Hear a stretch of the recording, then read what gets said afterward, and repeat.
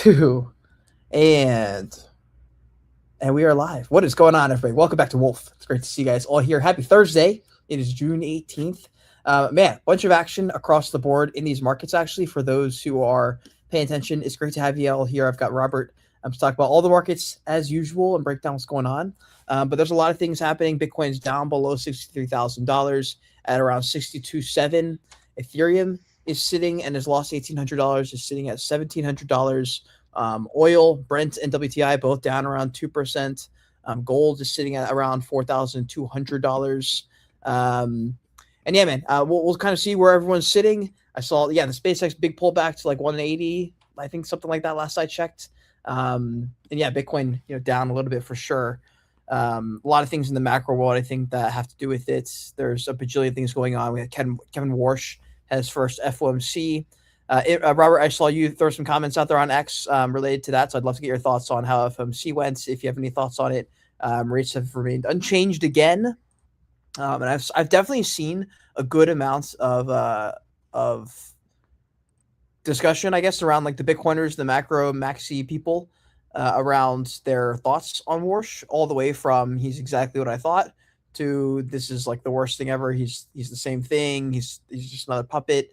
But I saw you were generally positive over it, Robert. So I'll get your thoughts on that. For those who are watching, please repost the space. If you haven't already, if you're watching on YouTube, please subscribe. Every single subscription helps us out as we get this show out there. We're growing this channel, and we'll get out there, man. Also, big shout out to Public for sponsoring the show. We do have a paid relationship with them as our headline and broker sponsor of this space or of this stream.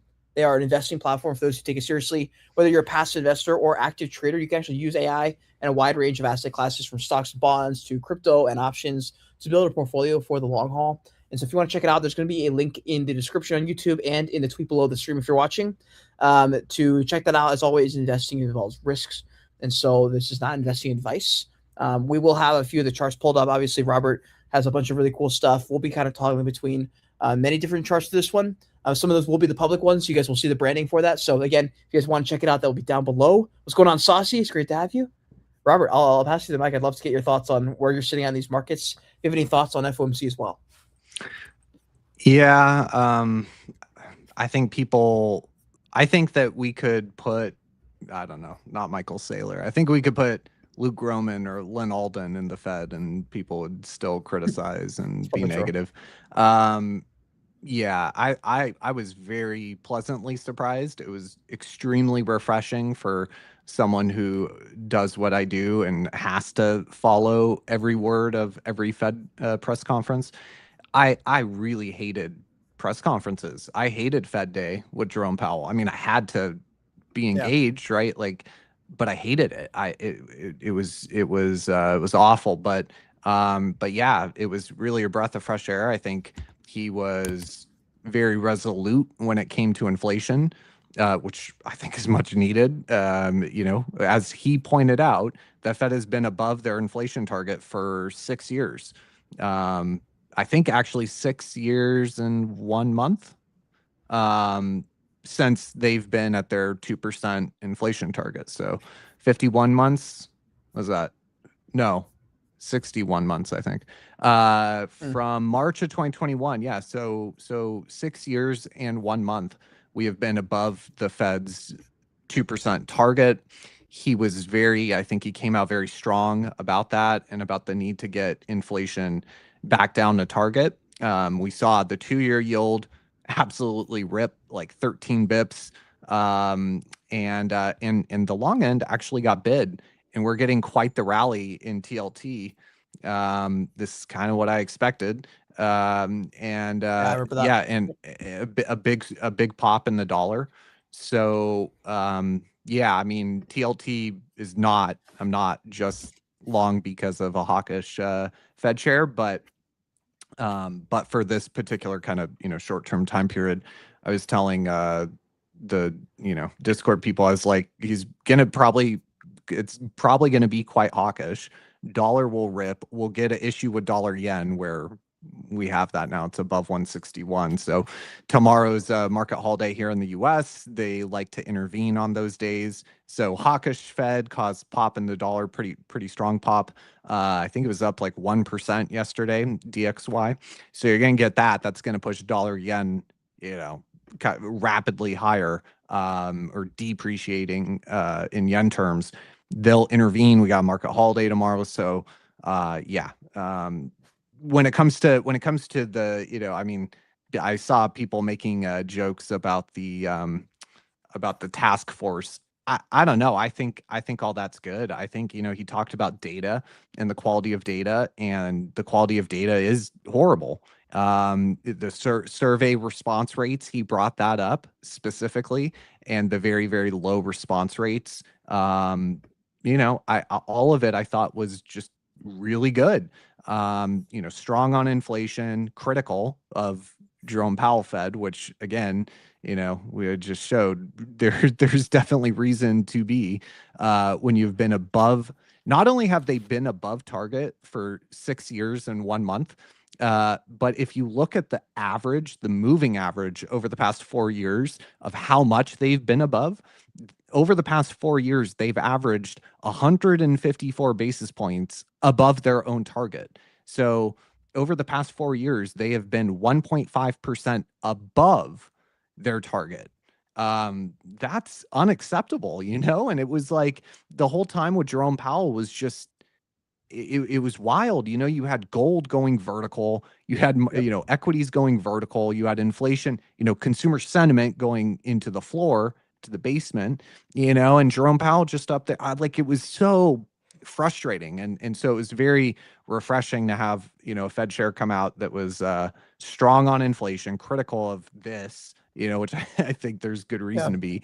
He was and honest then, too. I like a few of his comments there, kind of in between, and like little side comments and nuance there. I feel like well, he's got. They always had a little bit of nuance, but I agree with you. I think there's something a little bit different. yeah, he made a comment that I think kind of sums up my feelings, or the dichotomy, or what's the word? Yeah, Not pure dichotomy. sentiment around some kind of thing, or Yeah, which is, he said, and I like 2000% agree with this. He's very critical of forward guidance. Forward guidance, for those that don't know, yes, the Fed, in an effort, to not surprise markets and kind of telegraph what they're going to do, they do this thing called the dot plot. They also talk all the time, and again, as a macro guy, it's extremely frustrating how much these Fed governors talk. And it doesn't move markets as much anymore, but it used to, back years ago. And so, every day there'd be one or two of these Fed governors talking, and if they say the wrong word in the wrong tense, yeah, it's like, oh my God, markets. All that forward guidance, he said the Fed over communicates, which is true, right? The Fed governors talk way too much. I don't think the press conference, once 7, 8, 9 times a year, I don't think that's too much. I don't think he's going to get rid of that. But the amount, like, people think in black and white, right? Like, they hear him be critical of forward guidance, and he's not going to talk at all. It's like, no, he's just saying we don't need to have 3 Fed governors talking every single day. We don't need to do the dot plot, which is ridiculous. And as he pointed out, not only he was critical forward guidance, but he made the comment, the quote, I'll try to quote, markets don't do well. Markets do the best when they're reacting to the data. Markets do less well when they're reacting to how they think we are going to think about the data, right? I thought that quote was perfect. I think it summed everything up, which is, there has been this tarot card reading element with the Fed, which is, you have to, the reaction function, right? And all this kind of nonsense, wonky gobbledygook when it comes to monetary policy. How is the Fed going to look at this data? Not what is the data, how credible is the data, right? First of all, right? We get a non-farm payrolls, right? Jobs report. Yep. Okay. First question is, should we trust this, like, at all? Like, is this even worth looking at, right? That's the first question. What's the methodology? What's the response rate? And we know that's been plummeting, not just for non-farm, but other data series. So, but like what had happened was we just immediately trusted it, even though the revisions were, over 1 million per year, response rates at, multi-year lows, if not all-time lows, right? All these issues, we had to just trust it because the Fed trusted it. Yep. And then we had to look at it and be like, not what does non-farm payroll, not, okay, I don't trust this, so I'm not even going to bother interpreting this into my expression in the market. Not we had to, right? Because the question was not what is the data credible and what is the data and what's the signal in the data. The question was, well, we know the Fed trusts it, so we have to trust it. And then question 2 was not what is the data, but how's the Fed going to look at the data? And I think that that's entirely wrong. I think he was 100,000% correct to say that markets are an amazing tool if you let them do their thing, which is, interpret the data. Look, if non-farm payrolls has a response rate of 10% and is constantly being revised by, 1 million jobs per year, and it's not trustworthy, then let's not trade on it. You know what I mean? But what had been happening was, well, the Fed trusts it, and they not, and then you had to also like put yourself in the shoes of the Fed, and like, are they in a hawkish tilt? Are they in a dovish tilt? And like, how are they going to look at this whole tarot card reading nonsense under Jerome Powell? And he totally, I think, rightfully, kind of knock that down, which I think is good. Now let the bond market. I mean, look, the bond market is, And a lot of people gotten used to that as well. That's like the way that the markets have kind of just been for a lot of people. That's been how the market has been the whole time they've been in the market as well. And so yeah, it's gonna be an interesting change. I agree. yeah. I think especially the bond market, the equity market is not. I wouldn't really say that efficient. Mm, I think Mr. Market, when it comes to the equity market, there's way too much dumb, frothy, momentum chasing money in the equity market. right. But the bond guys, right? Like the bond market is the smart money within Wall Street, there's much less of that kind of noise in the bond market. Now there's still distortions, right? You have, for example, the basis trade, right? That is structural demand for cash treasuries, structural selling or supply of futures, bond futures, note futures. So you have like, some distortions, right? It's not without any, but I think that the amount of signal that if you would just let the bond market get good quality data, first of all, and then react on its own, right? Just follow the 2-year. The bond market will figure it out. We're talking tens of trillions of dollars every, in the bond market. It's a huge market. It's, within Wall Street, within market participants, it's arguably where the smart money is, right? And they're looking at the data and they're interpreting the data now for the first time on the basis of the data and the quality of the data. And, he put a task force together to, get better quality data. I think that's great, so as long as we're going to have a Fed chair, I think that I was pleasantly surprised. Now, I was also pleasantly surprised and kind of optimistic about Besant. Mm, And I was also fair, fairly optimistic about Trump, fair. and, end of 2024, I was doing a bunch of the big morning show, and a couple people in there were trying to like, Simon for one was trying to like kind of tell, I think you're giving him too much credit. I think you're a little too hopeful that, these guys, aren't just completely lying to you and manipulating you. And I was like, no, I think we should give it a chance. Simon turned out correct. Trump's been an abject failure, Yeah. complete disappointment. And Besant too. I mean, look, Besant has definitely done his work with oil. I mean, he's been successful as in his role for what it is. But yeah, so that note of caution, like, what once you've been disappointed, once you've been kind of like let down, by someone that at first glance, remember Besant in the beginning was, oh, Wall Street has won. It's time for Main Street to win, right? And then Main Street won for 3 days during Liberation Day, and then it was back to Wall Street. So So, Yeah. huge caveat there, which is, I was extremely pleasantly surprised, but I'm also aware that, it's still the Fed, Yeah. and I think this is the issue with kind of the particular, especially within kind of the Bitcoin crowd, which is they hate the Fed. Again, you could have Luke Roman as Fed chair and they'd hate him. Yeah. They'd be critical, So, like, look, we have the Fed. I'm sorry, but we do, And so, if we're going to have the Fed, would you rather have someone like Jerome Powell or would you rather have someone like Kevin Warsh? I think Kevin Right. Warsh is 30,000 times better than Jerome Powell. Now, Like, now how Jerome did is we ever on the live like board that? though, right? He's still a governor. Yeah, yeah. Yeah. So, what does that mean exactly? Like, like when people say that, what does that mean exactly? Well, so the Fed is made up of governors Hmm. from various different regions, and it's very complicated. But some of them vote, and then some of them don't. But it rotates. It's way more complicated than it should be.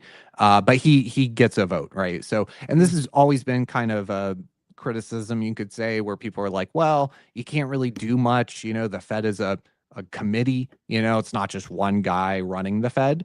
They vote. They all get together. And speaking of the vote, they were very hawkish. Kevin did not submit a dot on that dot plot, that infamous dot plot. Kevin did not submit a dot, but everyone else did.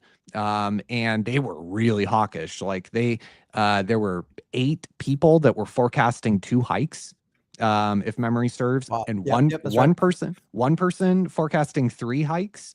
So yeah, the dot plot came in like really hawkish. And so yeah, the Fed is a committee for sure, but the chair holds a huge amount of sway on the Fed. He Got it. gets one vote, but he really has quite a bit of from what I've gathered from reading, and absorbing content from people who know and have even been on the Fed. The Fed chair, they only get one vote, sure, but they have quite a bit of influence. And it's definitely a very hawkish Fed, and we saw the 2-year. I look, I think the market response to yesterday, yes, but yesterday and today, right? You want to see follow through. I think it's like really good. I think it's about as good as we could have gotten, right? Gold is dumping. Yesterday gold dumped like 2%, I think. So we had gold down 1.8.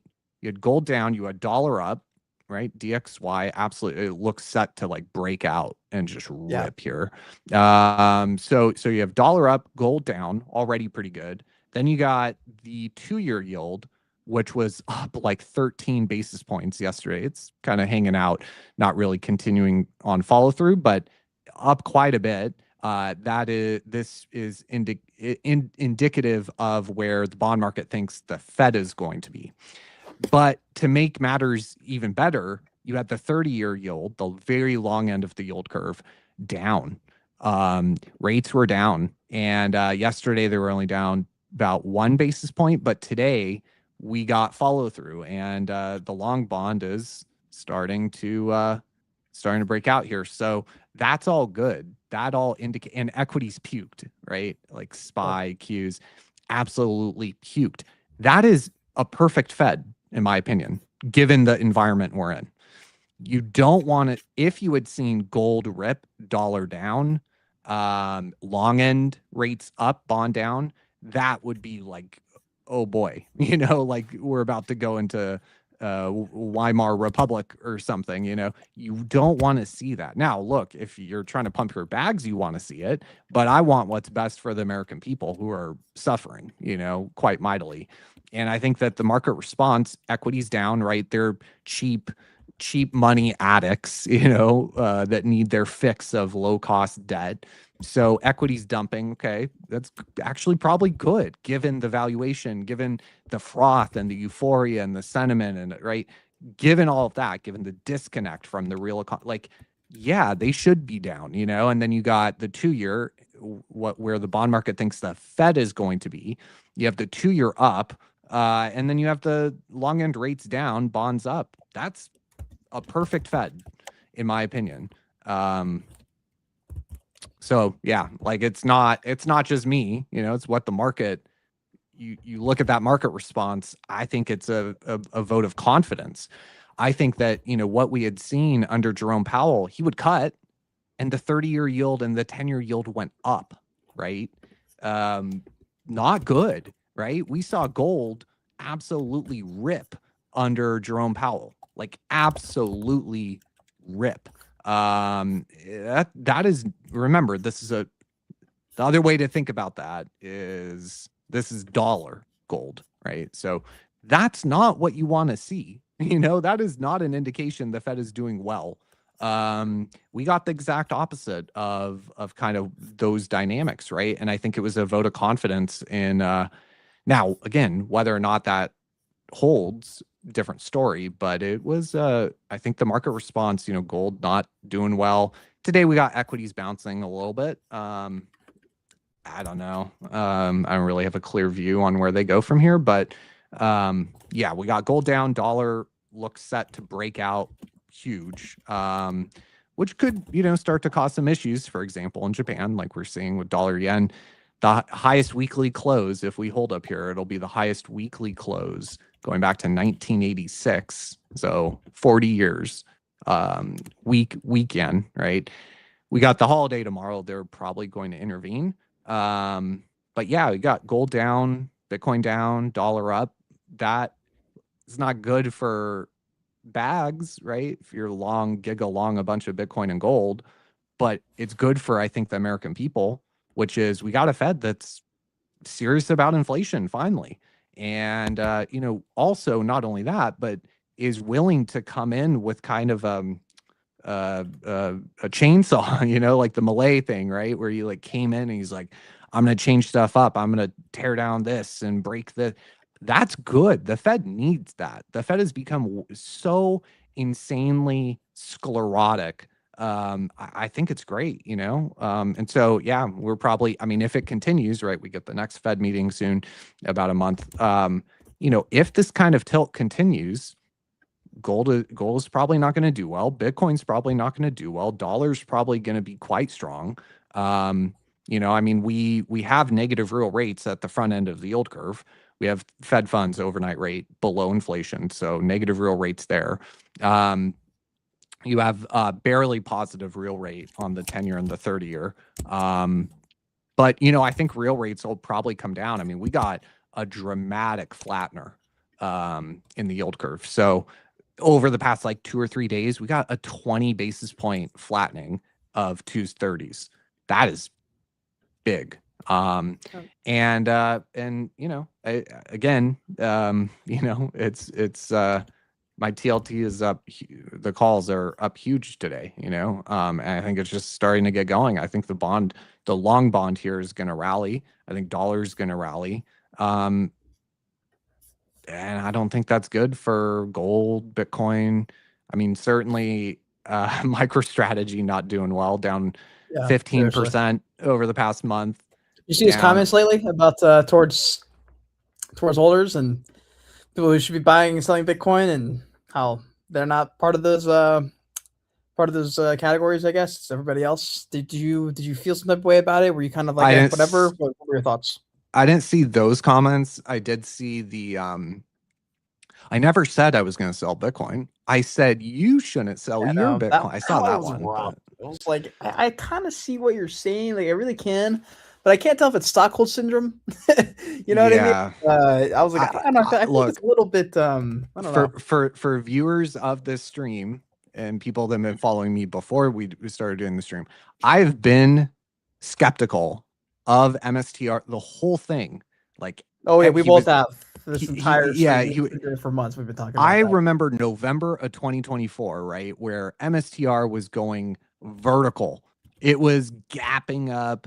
It was people out of the money, kind of gamma squeeze, kind of AMC GameStop thing, right? It was just ripping, and people were buying out of the money call options, and the IV was like 500 for at the money call 30 days out. It was just insane.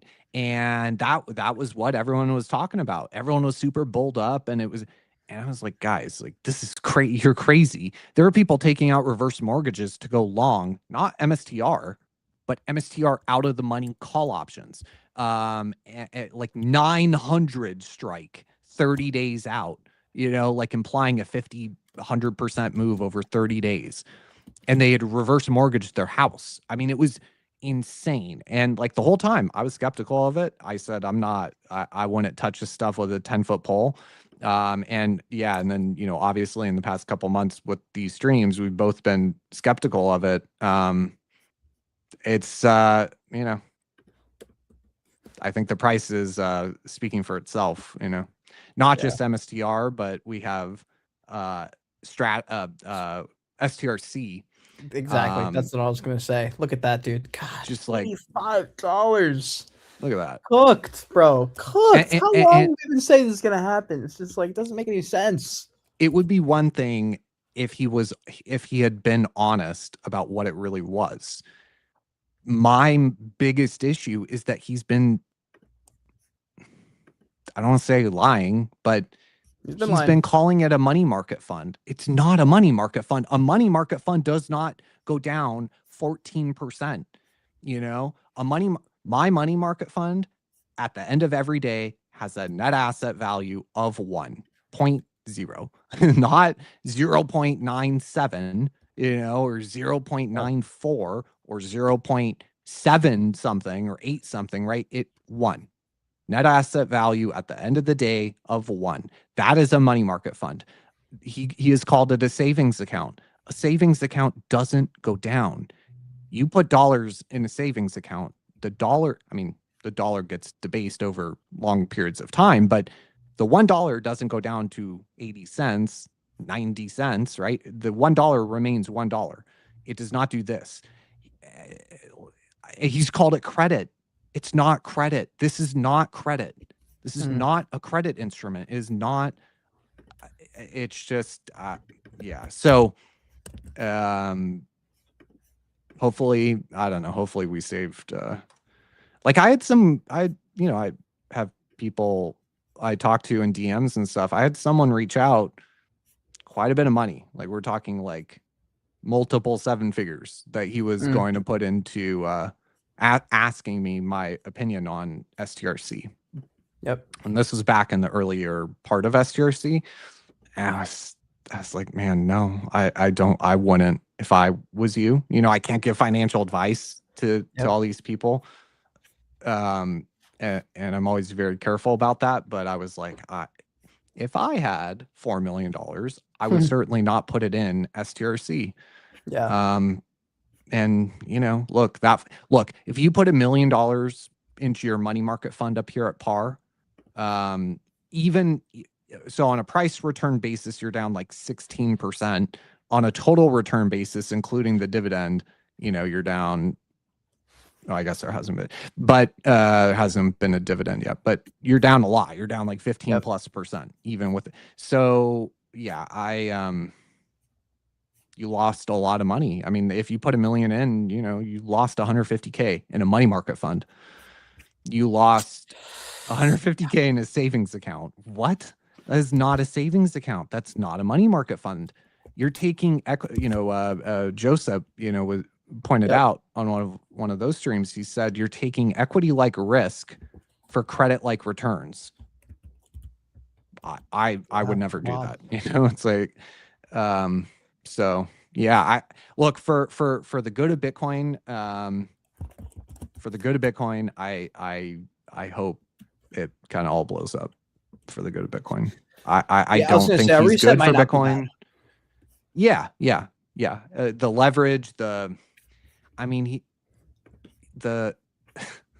I'll show it. It's crazy. He posted, remember that video that he posted of let's review the earnings call. You know that one? I think yes, the AI one. Yeah, it was just like horrible AI. That was the top in Bitcoin. Look at this. Yep. Look at this. The top in Bitcoin was the day that he put that out. Jeez. Look, I do have to say the beat was pretty cool. It's a pretty sick beat on that one. But like, do you he's remember that podcast with Grant Cardone? And it was like around 90K Bitcoin. And Grant was like, "Yeah, man, like I'm thinking about buying here, man." He was like, "What do you think?" He's like, "You think?" He's like, "We dropped a little bit here, but I'm thinking about buying some more."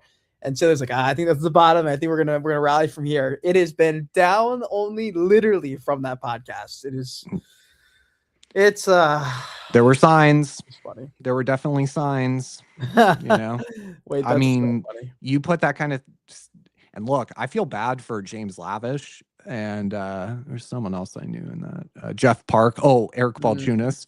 These guys probably didn't want AI generated video of them. Like, they I were on know. there to ask a serious question. They're a financial reporter like Eric Balchunas, right? Like, they're not, and he's using their likeness in an AI rap video. Like, the whole thing just, and I got to be honest, like, part of the reason I trimmed my Bitcoin was Michael Saylor. I didn't get rid of all of it, but like, part of the reason I trimmed some, I mean, obviously it was what we've been talking about, where, and people would always comment, well, if this is your view, and you have relative conviction, why would you want to hold a speculative high beta asset through that? And so part of it was that, but part of it was also the chart.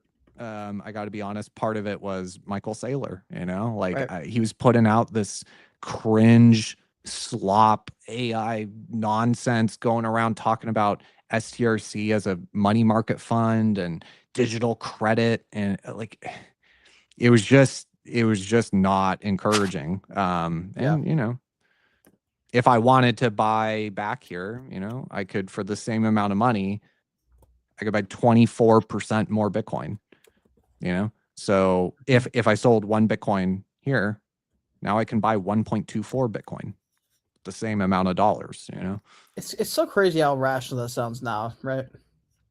Well, yeah, This part of look, the the hard part, and this is why I didn't get rid of all of it, is because I have been saying, and I still believe, Bitcoin is like a right tail hedge. It's like a call option that you would buy for that kind of right tail risk. And I don't want to be totally unhedged. So Mhm. I'm not going to sell all my Bitcoin. But the calculation I had to make was, as a young person who's trying to catch up, remember, I don't have 50 Bitcoin, Yeah. like, I'm not. So the question I kind of had to evaluate was, okay, well, that, what is the probability of that right tail happening, versus how much relative position size do you have in this hedge Bitcoin? And then what is the probability you ascribe to a drawdown of 10%? What's the probability you ascribe to a drawdown of 20 or 30 or 40? And kind of make that full calculation. And once I did, it was like, I still have some, so I'm not totally unhedged. I think that, given the probability weightings of the various different outcomes, I think that I'm well positioned, and I'm not super bullish on the US economy, and kind of risk broadly right now. I think it's time for caution. Yeah, we got this fake peace deal. But the Is that the fundamentals. update, by the way? Because I do want to. I mean, I'm sure we'll crack it open tomorrow in the space a little bit too. But like the Yeah, situation with they Iran they and the signed it oil prices. yesterday. They signed it yesterday. It was a total surrender of the US. Trump capitulated. Really? It's really bad. It's horrible. It's humiliating. But it is what it is, right? And yesterday, Trump, I would highly recommend to people, if you didn't watch yesterday's G7 press conference with Trump, is like an hour and a half long. If you didn't watch that, go watch that, because he said a lot of quiet parts out loud. And Mm, look, that and so that, it is what it is. Like, oil went down. Oil was going up too much, causing too much inflation, which was pressuring the bond market too much, pressuring interest expense too much, pressuring the deficit. And number one. Number two, you had equities that were too unstable, too weak, even though they rallied, off that low. Financial markets dictated that he had to. And he even said, look, if we continued, you get a global depression. Trump said that, not me. I mean, I said that at the beginning of the war, and people said it was crazy. Trump himself said that that is what would have happened. Now, are we going to completely avoid that kind of economic, global drawdown? I don't think so. I think that that's kind of already started. I think you're seeing it in metrics, for example, here in America, right? We have negative real wages. We have personal savings rate very near to an all-time low. We have consumption as a share of GDP that has just been plummeting for the past year and a half.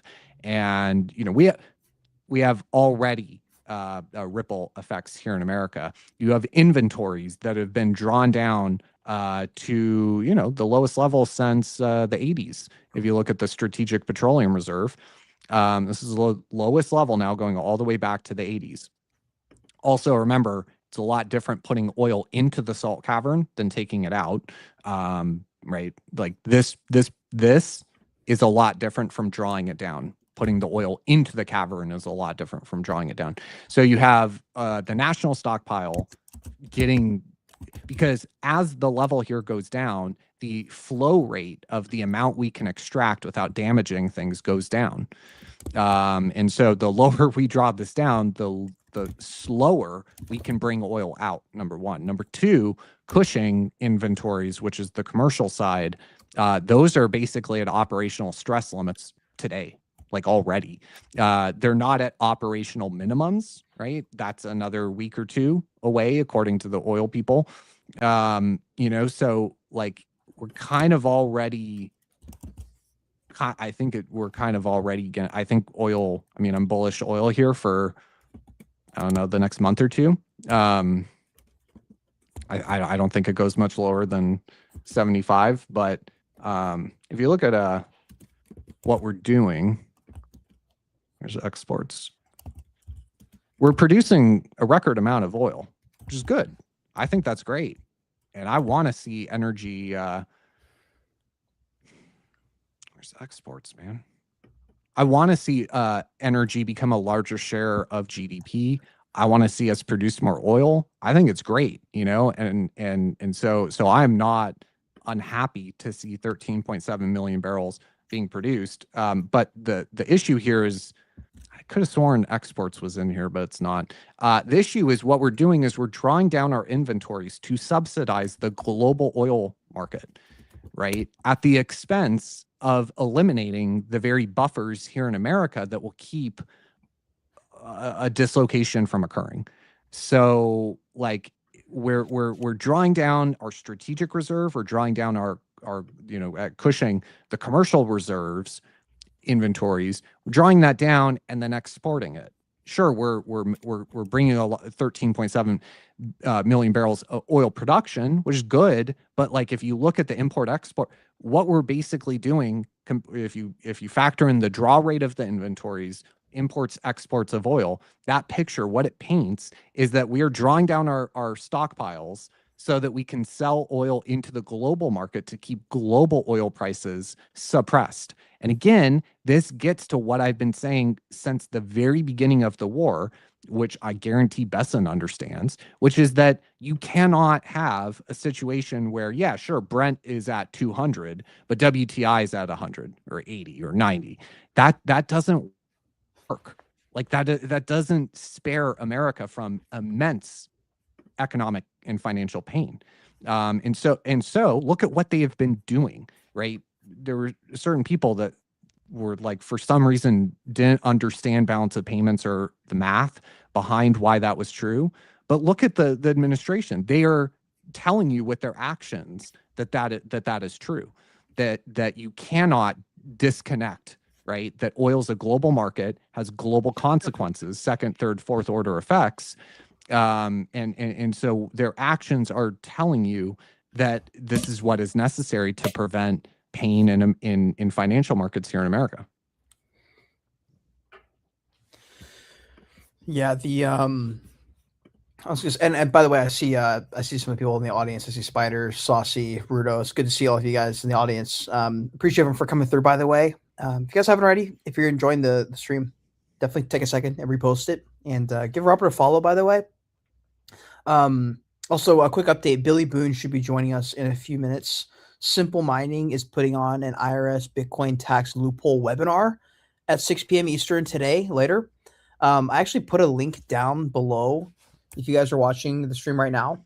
And if you guys are on X, just head out to the stream and just go to the tweet right below and click that link. It'll take you to this page right here. I just want to pull it up here for like 2 seconds, just really fast. Just thought of it.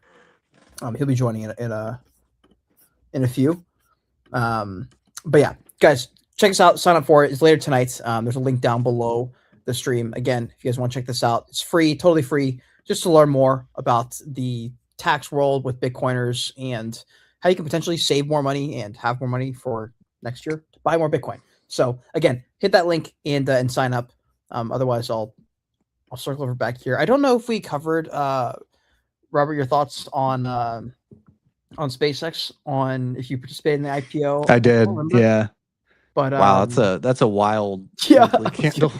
Yeah, well, so we've had a pretty big pullback now at this point. We've given it back a lot of the gains. We're around 175, looks like.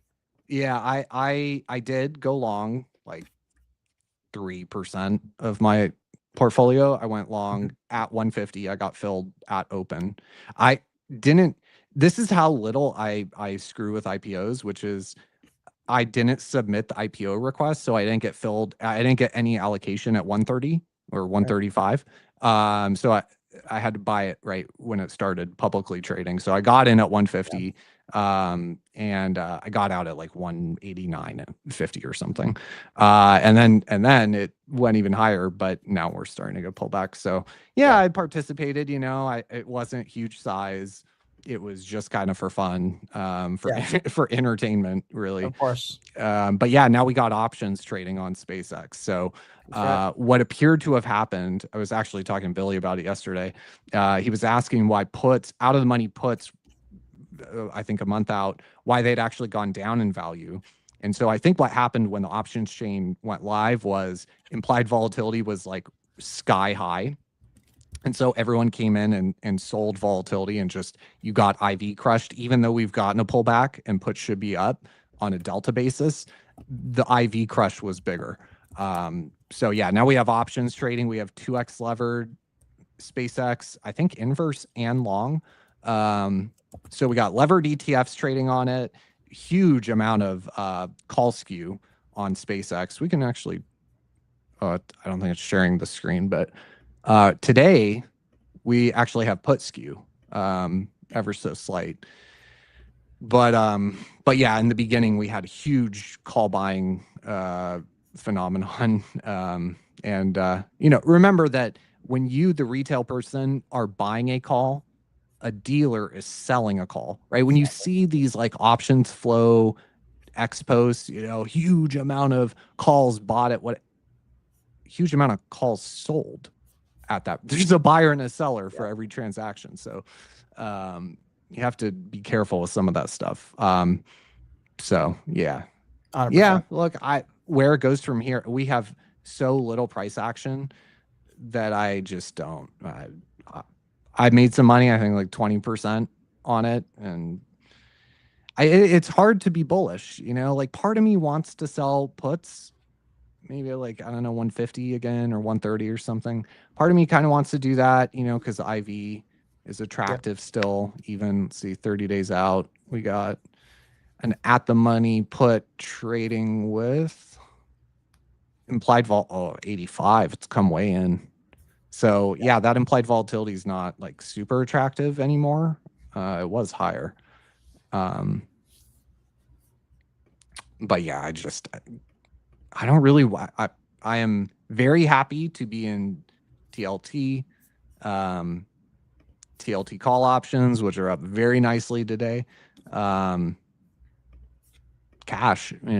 cash, TLT call options. I put out an article that people can read if they like reading stuff. February, this one. The 30-year U.S. Treasury bond is the new Bitcoin. I tried to be a little provocative, but I do think that... Wait, how did that do? Did it... Let me check that out. 145K views. Wow. Jeez. Way to go. But I think the dollar is going to... It's breaking out here to the highest level, going back to May 2025. May 2025. So you got dollar breaking out. You got TLT looking, in my opinion, very good. So this is just price return basis. You got a perfect double bottom. You got bullish RSI divergence. And it's about to break out. There's like multiple, you like zoom in here. There's like, for the TA people, there's this resistance is like kind of shorter term resistance. And then there's like on the weekly, there's this longer term resistance. This is the kind of thing I like to be in, you know, something that is just hated, right? Everyone going into this Fed meeting, we could not have more bearish sentiment on the long end on duration. Could not be more bearish. TLT, for example, record amount of shorts. You know, all the serious macro people bearish on duration, and then retail very bearish on the long end. I love that stuff. You know, you got a perfect double bottom. You got that weird kind of fake out here where it was due to MBS holders being forced sellers of duration to hedge for negative convexity because rates were going so during the war. So you had like a kind of perfect like capitulation that couldn't make a new low. So you got a perfect double bottom. You got forced selling, right? Because those MBS holders were forced sellers of duration to hedge the negative convexity of the MBS. So you got that. That's always a good sign when you get that, and especially when you get that and it can't break to a new low. It's just been basing here, and it's outperformed the Mag 7 year to date. And I think it's going to outperform a lot more over the next 12 to 18 months, especially when you look on a total return basis, right? Counting yield. Yeah. So. Yeah, definitely. Oh, I just saw Billy joined a second ago, by the way, Robert. Did you have any final thoughts, by the way? I'll bring up Robert here just to chop up with us for a minute or two before we jump over. But Billy, what's going on, man? Good. How's it going? Can you guys hear me? Yes, sir. Yes, sir. It's good to see your face, brother. Glad we got you up on the stream. And I was going to say, Robert, I didn't know if you had any final thoughts on that or last things you want to throw in there.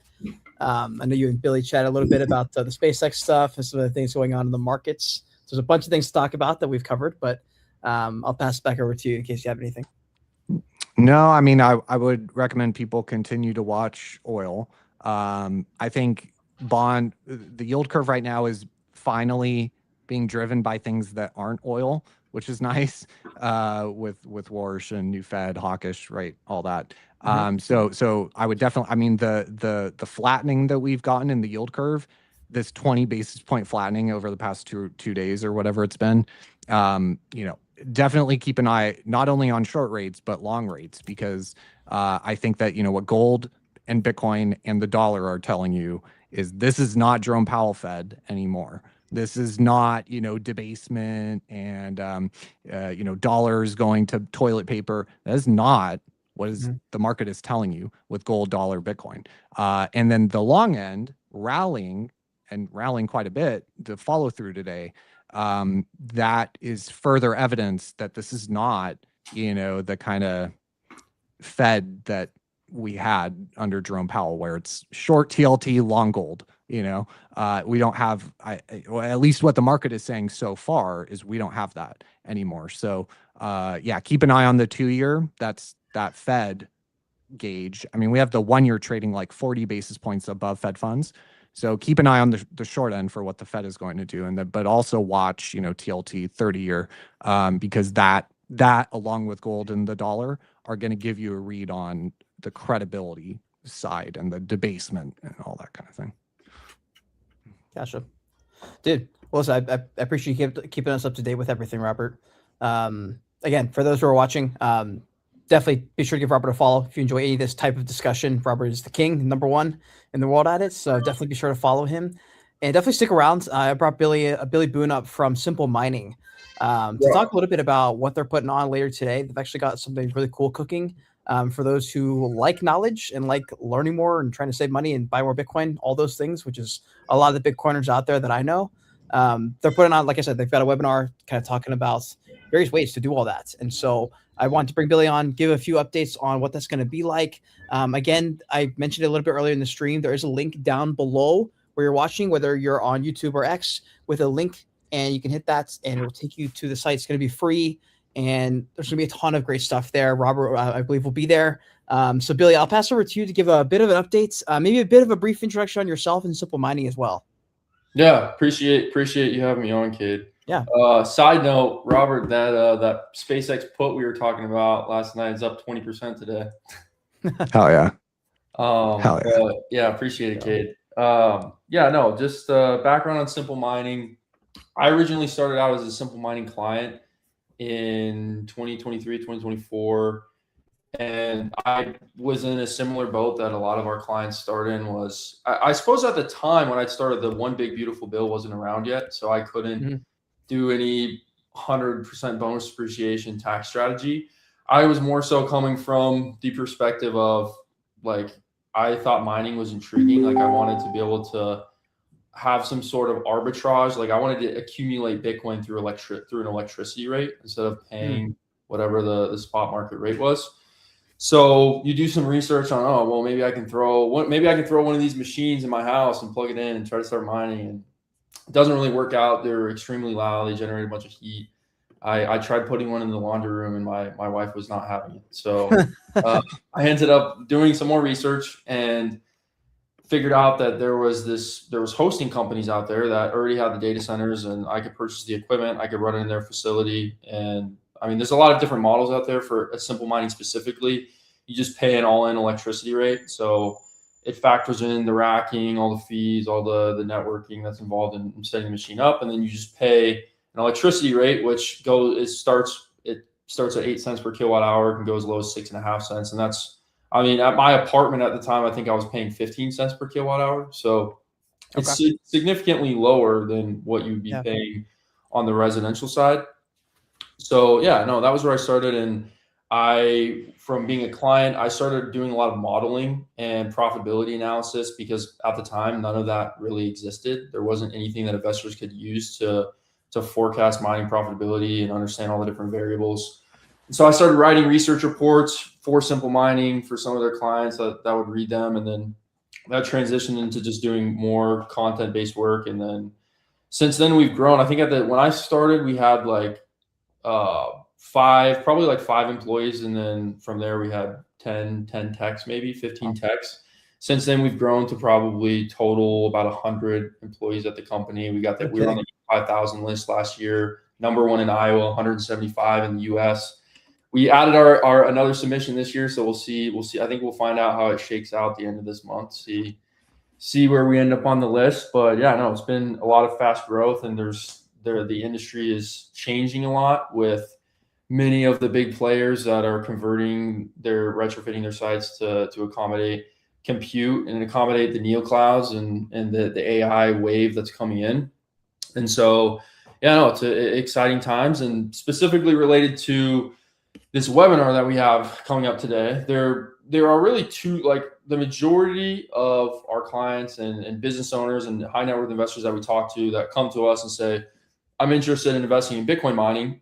They're coming from two angles: the angle of financing and posting collateral to lever up and purchase the machines using whatever. If they take out a line of credit on their large equity portfolio, or maybe it's a Bitcoin backed loan, or which we don't necessarily endorse that. We have partners that we can recommend. And then we now have in-house financing terms.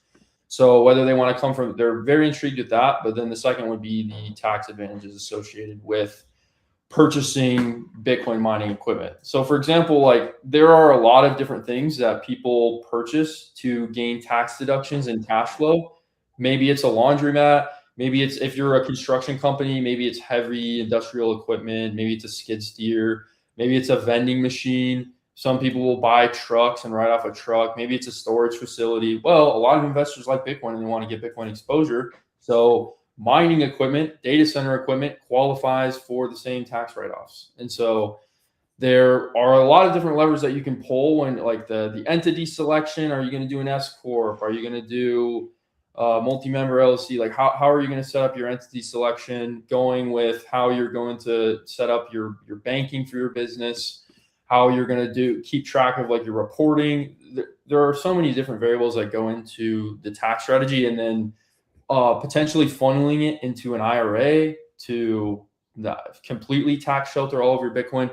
There's a lot of different things that you can do. And Mike, I have Mike coming on. He's our go-to CPA guy. He's with La Luna tax firm, and he's going to be coming on answering questions. Anytime we have him on for a webinar, he's just getting slammed with questions for the back half of it, because people are trying to figure out how they can reduce their taxes and get exposure to Bitcoin miners. So yeah, no, it should be high, very educational. We're gonna try to keep it high signal focused, high value, and Robert's going to be covering his current macro analysis and what he sees going on in the markets and what that means for. I think that's a good framing for really anybody that's allocating capital. Is like, what is the regime that we're in? And is buying Bitcoin miners or me getting exposure to Bitcoin, is this a bad idea given what's going on in the markets? And he'll go into the way that he sees things. And then we can go into the 3-step playbook that we made for how you can have the IRS allow you to keep more of your Bitcoin. Because I think a lot of people, they misunderstand the concept of and I'm going to dive into this in the webinar. So if you want to get the actual sauce, then you got to show up. And that is tonight, by the way, guys. You have to sign up like literally right now. You have to sign up in a few hours. Yeah. 6 p.m. Eastern time. So you should be off work. If you're not off work yet, then tell your boss that this is really important. Yeah, things to do, man. You got to reduce my taxes. Like, I really need to do this. And but yeah, we're going to be going over the 3-step playbook and the concept of pre-tax versus post-tax investing. Like, a lot of people think that, oh, well, I have this much money to invest, but if you can invest your money before it's hit with taxes, your boost, or the additional amount that you can invest, is your tax bracket. So if you're in the 37% tax bracket, and you can invest before that tax hits, then you effectively can invest 37% more. So a lot of people don't understand how that works and how you can invest in things before the tax hits, that it won't get hit by that 37%. And as long as you're not buying like a truck would be a good example of, like, for most people, that's a liability. They're buying a liability and it's not really making them any money, and they would have better off just like be paying the taxes, because at the end of the day, you're still spending money. Like, you shouldn't just spend money on a write-off just to spend money on a write-off. Like, you're still net spending money. But if you're spending money on an asset that's going to appreciate in value and it's going to generate you income, and it's whatever going to increase your Bitcoin exposure, then for many investors, that makes a lot of sense. 1,000%. There are many ways to be able to stack more money. One of those is things like this. Like, it doesn't always have to be catching the next 3x trade or hopping at the exact right price. But I think it's good that I think it's a great way to kind of blend those topics together there, to have some macro / Bitcoin analysis, just so people can get acquainted. Not everyone, like me and Robert, probably sits in spaces all day long and talks to people about what's going on in these markets and stuff like that. But I think that's great. Is there anything you didn't hit on here, by the way, on like the checklist for what's going down / what people can expect to get out of this 90-minute webinar? Yeah, so we're also, I guess the one thing I didn't mention was that we're giving away a miner live. So it's going to be at least a 200 terahash miner, and somebody who attends is going to get a free hosted miner. And all it takes to get that set up is you just have to configure your pool, which that can be as simple as just a Bitcoin address that's attached to your miner, and it's going to earn Bitcoin. It's going to start hashing for you and earning you Bitcoin. Beautiful. Okay, well, that's fantastic. Yeah, for those who are listening, we used to do these the Bitcoin mining spaces pretty often, and we were working with Kanan to distribute some miners, and people were hyped to get their own miners. It's a cool feeling, I think, and not one that most people are able to even say they've seen a miner. Unless you've been to a conference or you visited someone else's mining farm. Most people have never even seen one; they've just seen photos of it. So I think it's a really cool opportunity. Could you also maybe give a little bit of backgrounds on, we've covered a little bit on the actual webinar you guys are putting on, but you guys have been in the game for a long time. You have obviously been with Simple Mining since the OG days, so you've got a pretty unique perspective. But tell me a little bit about a bit more about Simple Mining, the process / journey, I guess, has been to get to here. maybe what it was like in the early days, how things have changed, just things like that. Yeah, no, for sure. The kind of the lore behind the company is our CEO, Adam Haynes. He grew up in Iowa, and in high school he broke his phone and he wanted to figure out how to fix his phone. So he ordered a new screen and he started fixing phones at his school. And that transitioned to him opening up a brick and mortar cell phone repair store in Iowa. And he opened several more stores. And then fast forward to 2021, he had read the Bitcoin standard and he became convinced that they needed to start like getting involved in crypto. And at kind of around the same time, he started getting requests from people to fix hash boards and fix mining equipment. And so we started doing repairs. He started running back when Ethereum was proof of work. He started running some Ethereum GPU miners in the back of the cell phone repair store. So we were mining Ethereum, we were mining Bitcoin, and he met one of the managers at the local utility company, and they built a good relationship, and they gave us the green light to put our first container with 50 machines on the utility company's property. And that was where it started. That was the first 50 machines in 2021. And since then we've scaled to right now 45,000 machines under management across 150 megawatts. It's all based in Iowa. And yeah, no, it's been a long journey. There've been several halvings, which for a miner it's the end of the world when it's the halving, but the price always seems to offset it. And yeah, no, it's been we focused a lot on repairs initially. We get less repairs now. Now we're mostly in the business of helping investors get profitable exposure to Bitcoin mining. And more so like on the institutional side, like it's not just Bitcoin mining. Like I think it's compute. Like at the end of the day, we're really good at developing energy infrastructure and running computers. And so whether those be Bitcoin mining machines to help investors get exposure to Bitcoin mining, or whether that be institutional investors that want to get exposure to AI and HPC infrastructure, then that's what we're really good at. Gotcha. Tell me a little bit. And by the way, Robert, feel free to jump in anytime if you want to weigh in or throw any comments in or anything or questions or anything that comes up. But, you know, Billy, I was curious if anything from like the mining side of things comes up for like, I guess, misconceptions that people take, you know, when they hear buzzwords like the halving or the halvening, depending on the space and the dialect of the speaker. The halving, guys. Okay. Yeah. I don't know who came up with halvening. I'm not sure.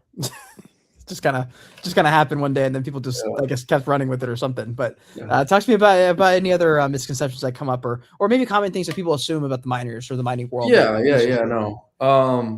I would say there's two sides to misconceptions. There's like misconceptions that we see from somebody that's like a client or a prospect or someone that's interested in like specifically investing in Bitcoin mining equipment. And then there's the misconceptions at like the data center development level, which this is like a very hot topic right now. Like everybody's talking about how much water the data centers are consuming and how it's just this like energy suck, and it's going to increase everybody's electricity rates, and it's going to contaminate the water, and all these different issues that we have to handle because it's hard to go to the city council and it's hard to do some politicking to build 100 megawatt, 500, a gigawatt site that's going to be in an industrial park in a city without getting people on your side and without telling people. Like I think in the last space that we were on, we had talked about this concept of like you really have to do human relations and like tell people a story about how this will be good for them personally. Like as an individual, this will be good for you, not just the community, but this is how this will benefit you. And tell them, try to be interpersonal with it and less about like the technical benefits and the tax revenue and the pilot programs and all that stuff. So there's those misconceptions that we have to handle.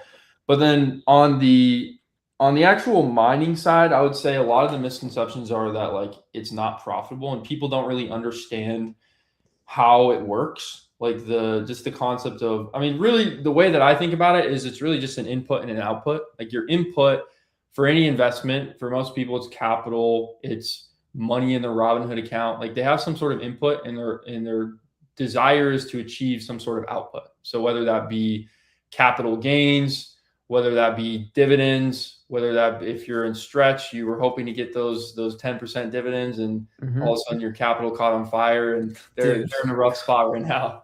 But very rough spot. It's an input output game. So with mining, your input is electricity and physical hardware equipment.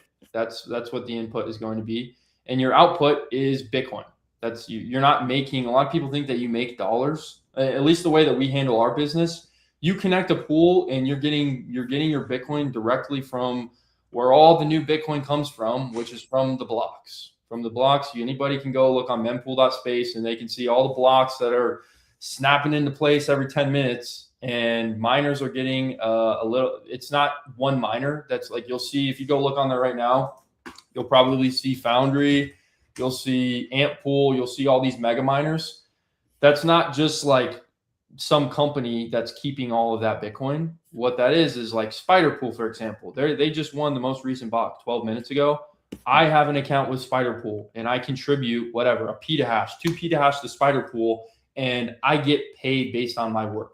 So there are hundreds of thousands of miners all across the world that are contributing. They're consuming electricity. That's their input to generate hash. They're directing that hash output towards a pool, which is the way that mining works these days. Is there's a handful of pools out there that are producing the majority of the blocks, and the pool coordinates. They say, okay, you give me hash, I'll pay you in Bitcoin. When depending on how they orchestrate it, they're going to be getting those block subsidies, and they're going to divide it up to give it to the miners for appointing hash to them. Got it. Oh, by the way, Robert, I just got your message. I know you have to bounce here in a second, but dude, Robert, as always, man, appreciate you coming on. And for those who are watching, if you are interested, like I said earlier, in anything related to the macro or Bitcoin world, hit up Robert, give him a follow. If you enjoyed his content, shoot him a message. If you have any questions, you can always leave a comment or shoot him a DM. But Robert, thanks for coming on, man. Yeah, go register. Yes, go register. That link is down below. Again, for people who do want to check that out and get signed up for this Bitcoin tax IRS loophole webinar that Simple Mining is putting on. It's going to be a bunch of great stuff. And yeah, man, a bunch of stuff's going on in the mining world, honestly. Like, Billy, I don't know if you've been surprised by, like, I mean, of course, there's been a lot of mining and AI worlds blending together, and then the public companies and the mining world sort of exploding in a positive way. And there was a whole period of time where the miners were not really performing very well on the public mining side of things, and people were sort of like, man, like maybe mining is toast. And then we do these spaces with like the private miners, like, hey, like we're kind of like fine, it's just sort of business as usual. Some have obviously switched over to participate in the AI world. But what are your general thoughts, like, on the current state, I guess, of the mining world? I just figured, while you're here, I might just get some updates on. No, I think ultimately it's like this bifurcation of business models, because, like, ultimately, show me the incentive and I'll show you the outcome. What is the incentive of all of the Bitcoin miners or all of the profit-minded companies around the world? Well, they're trying to make more money, and if you can make 10 times more profit especially if you're publicly traded, for your shareholders, by catering to the common denominator between Bitcoin mining companies and AI companies is energy, land, compute. So they have the same thing. And if one person is willing to pay you 10 times more than the Bitcoin network, which is not a person, but a protocol will pay you 1, and the private equity will pay you 10, then you're going to go work with the private equity. And that's kind of like what we're seeing is we're seeing a lot of these companies starting to, if their sites have the capability of doing that, like if they're running off grid in the middle of Zimbabwe and they're harnessing water falling over the side of a cliff, and it's hydroelectric and it's 1 megawatt, that's not going to, those people aren't trying to go work deals with NVIDIA, which a lot of half the Bitcoin mining network is not publicly traded companies. So 50% of hash rate is not publicly traded companies. So there's a lot of hash rate out there that's in the Permian Basin. It's in Paraguay, hydroelectric dams. It's in Iowa, running off of wind turbines. And the publicly traded companies, they are in a position where, like, the number one goal of a publicly traded company is like you got to increase the value for the shareholder. So unless you're MicroStrategy, but if it, like the WAGMI, for example, that is still a Bitcoin mining ETF, but all the companies in there are not really doing any Bitcoin mining. Like the majority of their valuations now are coming from their ability to solve the grid bottleneck of the massive amount of compute needed to run these models and to continue to advance these models. So I think that it's going to be net good. Like the two things to focus on for the next decade is going to be crypto, call it Bitcoin, and AI, the agentic wave, and how those two are going to work together. Because at the end of the day, eventually you have all of these humans that are managing the majority of capital flows in the world. And when the agentic wave comes, and I mean, there are already more agents searching the web and researching the web and performing the majority of actions digitally than humans. And so what happens when the majority of money that moves is not controlled by an 80-year-old boomer who hates Bitcoin and loves gold and is managed agentically, then what do you think that agent is going to do?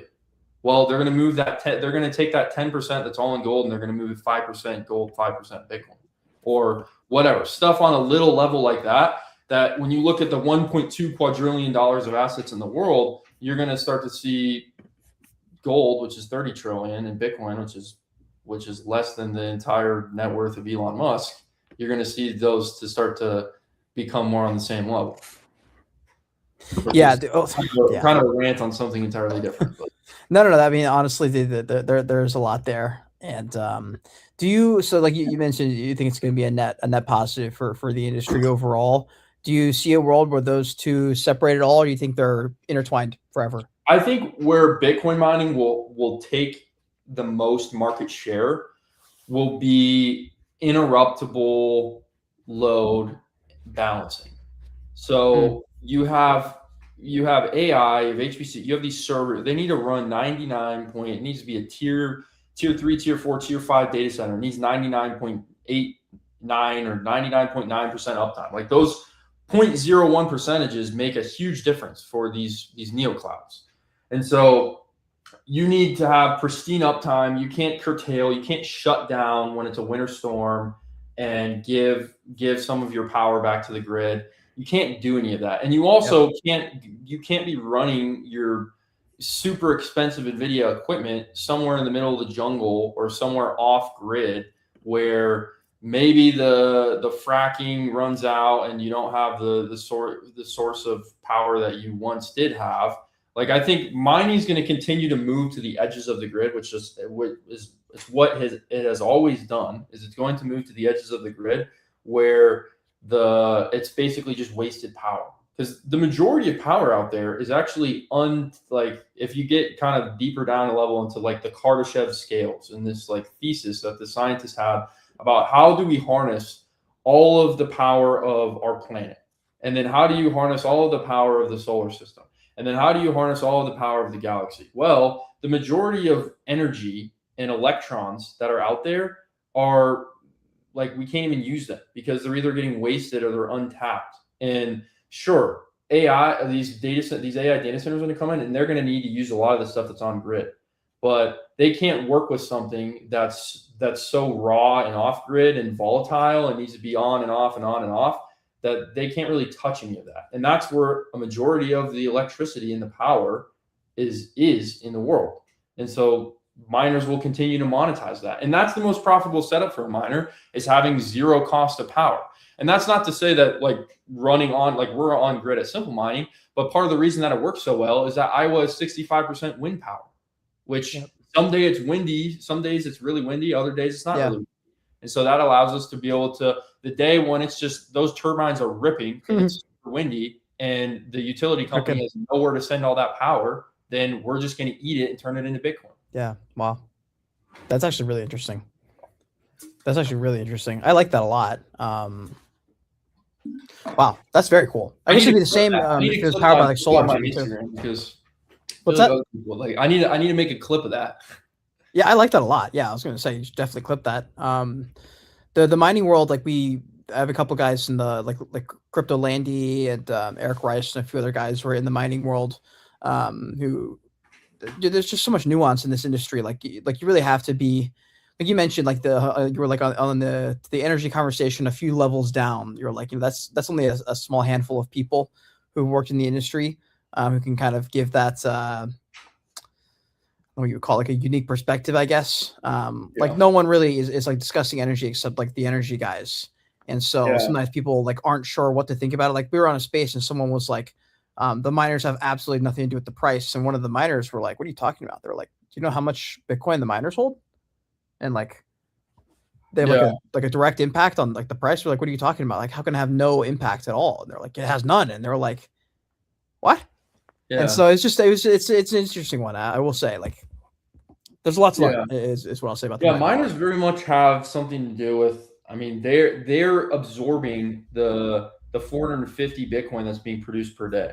And like back when I actually thought it was crazy what the preferreds were doing, particularly SDRC when it was trading above par, how it was like absorbing in a week what would take a month for miners to get from blocks, which that was kind of like insane to think of some corporation that was able to accumulate Bitcoin at that much of a multiple over what the miners have. Like miners are getting to the point where their subsidy is getting cut in half every single year. And so, well, people think, oh, well, what happens when the subsidy runs out? Then Bitcoin's going to die. Well, I mean, my personal thesis on that is that there is only so much space inside of a block. Like people tried to blow off the top on a block and make it be able to hold 10 times more transactions than it currently does. But as we know, that was not a good idea because that's going to discourage node runners. It's going to centralize node runners because it's going to make it more expensive to run a node.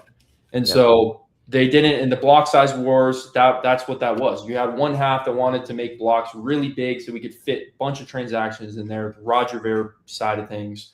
And then you had the other side that was saying, no, that's not going to be good for Bitcoin. We need, like, Satoshi made him this way for a reason. And as it played out, they stayed on the smaller, the regular size blocks. You didn't want to blow the top off it. And what that means is you can only fit call it 2,000 to 4,000 transactions within a block. There's only so many that are going to go there. So if Bitcoin adoption increases and the banks start settling in Bitcoin, the foreign nations start settling trade imbalances in Bitcoin, then that's going to be a lot of demand for block space. And all of those transaction fees, the transaction fees only go to miners. They don't go to the banks. They don't go to the corporations. They don't go anywhere else. That's like the subsidy is a fixed pie and it's actually getting smaller. But the transaction fees, that's a wild card that in the future, who knows how big, like right now, transaction fees make up like 2% of miner revenue across the network. Where I've heard several people say that like within the next decade, that's going to be 15% of miner revenue. Now we'll see, because if you look at sats per VByte, it's basically been a ghost town and nobody wants to move Bitcoin on chain. And, oh, well, what about Lightning? Is that going to be taking away from people? I mean, to set up a Lightning channel, you have to move Bitcoin on chain. So there's that fact. But I don't know. I mean, we'll see how it goes. We'll see if there's a wave of adoption for people to move Bitcoin on chain. But all that value is going to accrue to miners because they get the fee for executing the final settlement. Yeah, I was going to say, you don't get Bitcoin without the miners. Like, they come to it's a together package. They're tied together. So it's an important world to at least get acquainted in, or at least find your bearings. Are who are the right people to follow? So guys, for those who are in the space right now, if you're in the Bitcoin world at all, definitely take a second. Be sure to follow Billy. I put a tweet up. I tagged him there as well. So if you go to our page, you can find him tagged there. And again, if you guys want to sign up and learn more about the IRS Bitcoin loophole they found, they're going to be talking about today over in the Simple Mining webinar. Sign up. That link is down below the stream. Highly recommend you guys check it out. Billy, I appreciate you coming on and just kind of giving a little bit of an inside look on the mining world.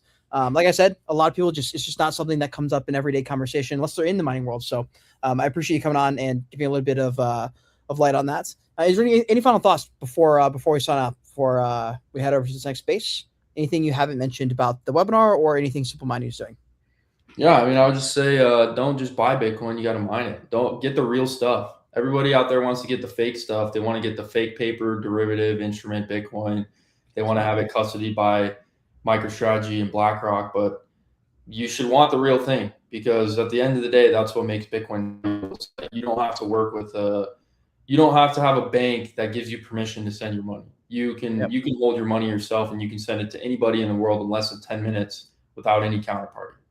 And mining is one of the best ways to accumulate that. One, you get tax benefits, and one, you can get privacy oriented non-KYC Bitcoin.